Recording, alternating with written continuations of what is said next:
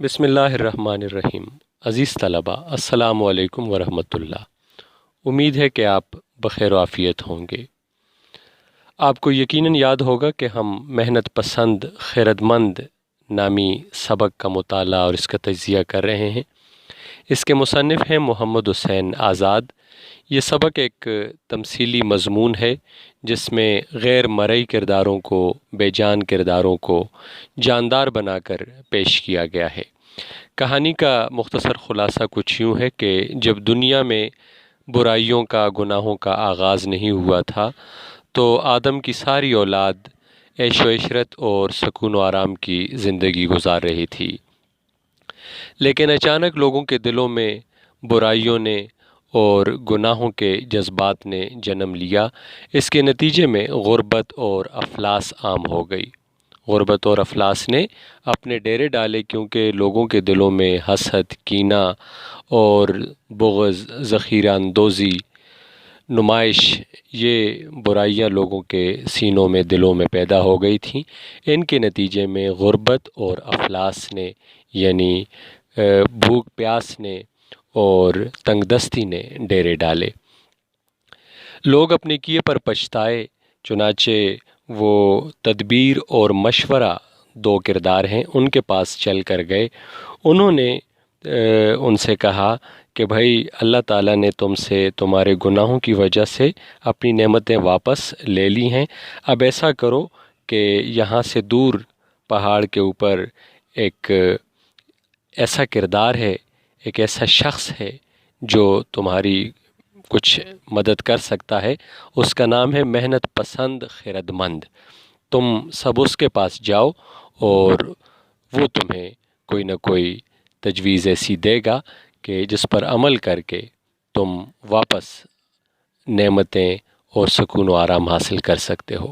جیسا کہ تمثیل یا کہانی کے عنوان سے ظاہر ہے، محنت پسند خیرت مند ایک قوی ہیکل اور کڑیل جوان، محنت کا عادی شخص جو کہ محنت کی عظمت کا قائل ہے اور اولاد آدم کو وہ محنت کی راہ پر لگا لیتا ہے، تو اس کے نتیجے میں دوبارہ لوگ اپنی محنت کے نتیجے میں خون پسینہ ایک کر کے دوبارہ عیش و آرام اور سہولت کی چیزیں حاصل کر لیتے ہیں۔ یہ مختصر خلاصہ یا مرکزی خیال اس سبق کا۔ آج ہم مطالعہ شروع کریں گے صفحہ نمبر 22 سے، اس منظر سے جب برائیوں کے نتیجے میں غربت اور افلاس نے اپنا رنگ دکھایا، لوگ اپنے کیے پر پچھتائے اور اب وہ کیا کرتے ہیں؟ تدبیر اور مشورہ کے پاس جاتے ہیں، اور تدبیر اور مشورہ ان کو محنت پسند خیرت مند کے پاس جانے کا مشورہ دیں گے۔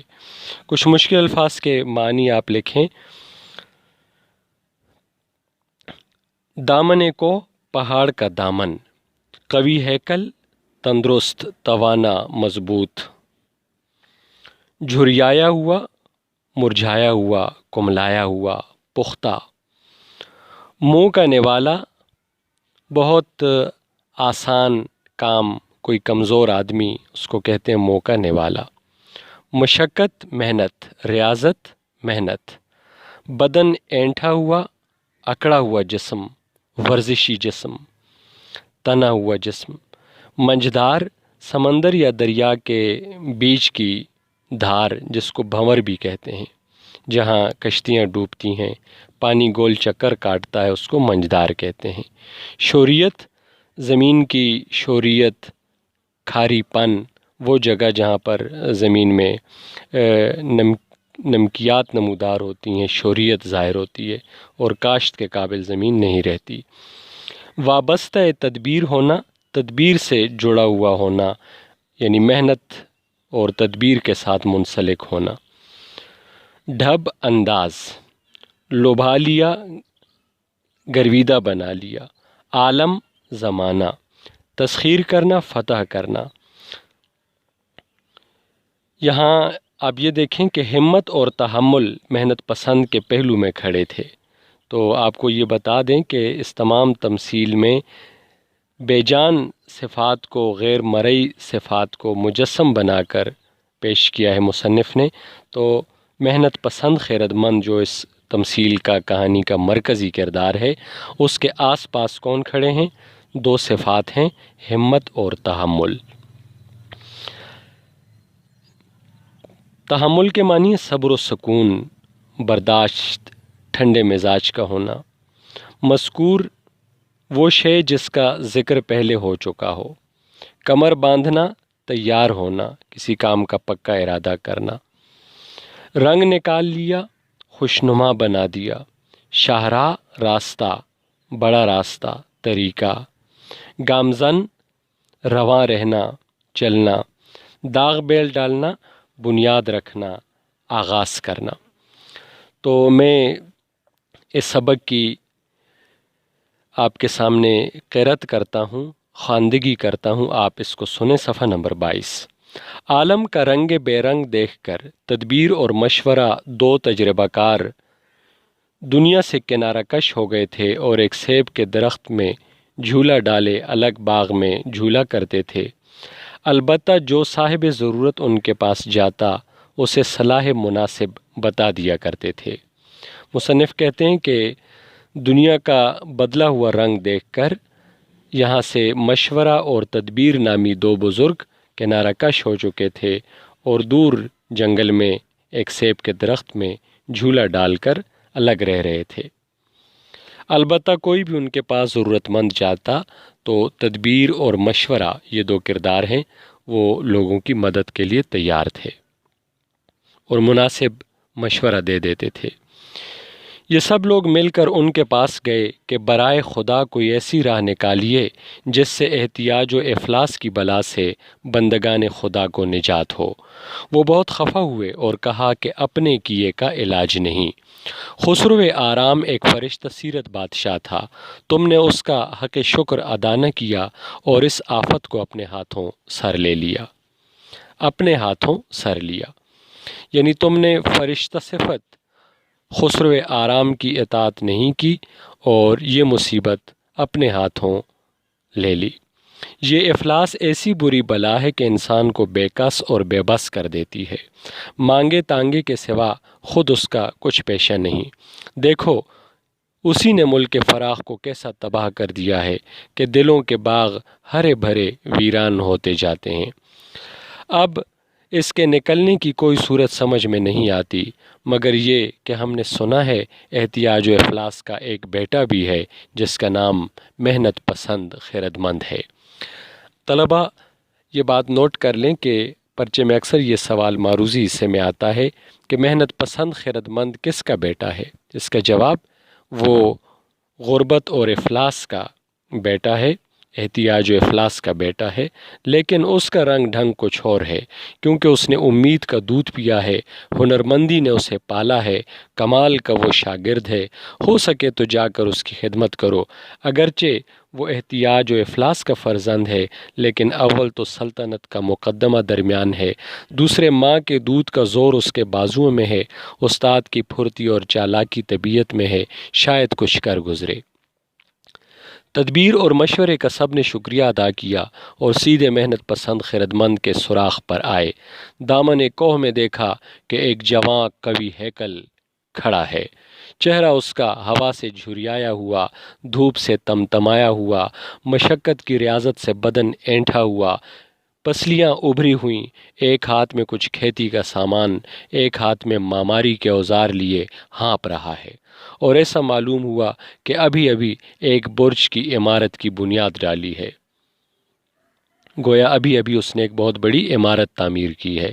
سب نے جھک کر سلام کیا اور ساری داستان اپنی مصیبت کی سنائی۔ عزیز طلبہ، مصنف نے محنت پسند خیرت مند کا حلیہ اور نقشہ بہت خوبصورتی سے بیان کیا ہے، اسے ذہن نشین کر لیں۔ وہ نے دیکھتے ہی ہنسا اور ایک کہا مار کر پکارا کہ آؤ انسانوں نادانوں، آرام کے بندو، عیش کے پابندو، آؤ آؤ، آج سے تم ہمارے سپرد ہوئے۔ اب تمہاری خوشی کی امید اور بچاؤ کی راہ اگر ہے تو ہمارے ہاتھ میں ہے۔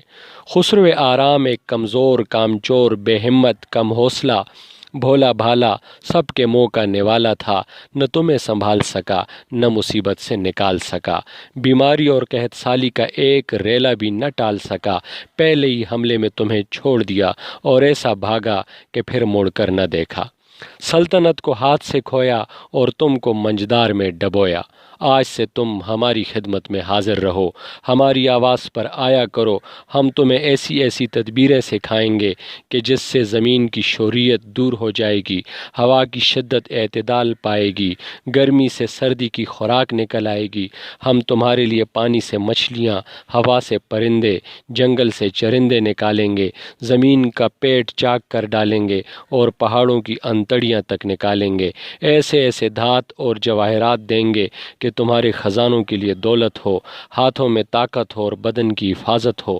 زبردست حیوانوں کا شکار کرو گے اور ان کے آزاروں سے محفوظ رہو گے، جنگل کے جنگل کاٹ ڈالو گے، پہاڑ کے پہاڑ اکھاڑ ڈالو گے، تم دیکھنا میں زمانے کو وابستہ تدبیر اور تمام عالم کو اپنے ڈھب پر تسخیر کر لوں گا۔ عزیز طلبہ، یہ رہی محنت پسند خیرت مند کی وہ تقریر جو اس نے دامن کوہ پر کھڑے لوگوں کے سامنے کی۔ اس تقریر میں اس نے سابق بادشاہ جس کا نام تھا خسرو آرام، اس کو برا بھلا کہا۔ کیوں؟ اس لیے کہ محنت کا عادی شخص آرام کے عادی شخص کو پسند نہیں کرتا۔ محنت پسند نے خسرو آرام کو کم حوصلہ، بھولا بھالا، کمزور کامچور قرار دیا، کیونکہ نہ وہ خود محنت و حرکت کا قائل تھا اور نہ لوگوں کو اس راستے پر لگاتا تھا۔ اس کے بعد اس نے کہا کہ اب ہماری بات مانو گے تو تم کامیاب ہو جاؤ گے، اور اس تمام گفتگو کا خلاصہ یہ ہے کہ محنت پسند نے لوگوں سے کہا کہ میں تمہیں محنت کے وہ طریقے اور ڈھب سکھاؤں گا، ایسے ایسے ہنر بتاؤں گا کہ جس سے ساری چیزیں اور قدرت کے مظاہر وہ تمہارے تابع ہو جائیں گے، اور زمین، ہوا اور تمام چیزوں کو اپنے قابو میں کر کے تم اس سے طرح طرح کی نعمتیں حاصل کرنے کے قابل ہو جاؤ گے۔ ظاہر ہے کہ یہ سب محنت کے بل پر ہی ممکن ہے۔ آگے پڑھتے ہیں۔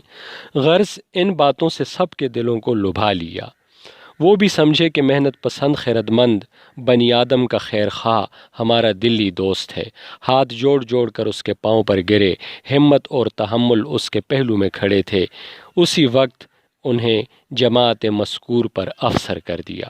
محنت پسند خیرت مند نے اپنے آس پاس کھڑے ہمت اور تحمل سے کہا کہ تم ان لوگوں کے اوپر افسر ہو اور ان کی نگرانی کرو، یعنی لوگ ہمت اور تحمل سے کام لیں گے، محنت کریں گے تو کامیابی حاصل کریں گے۔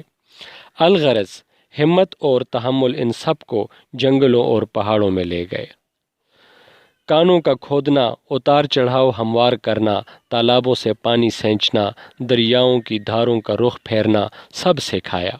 لوگوں کے دلوں پر اس کی بات کا ایسا اثر ہوا تھا کہ سب دفعتاً کمریں باندھ، آنکھیں بند کر کے دیمک کی طرح روئے زمین کو لپٹ گئے۔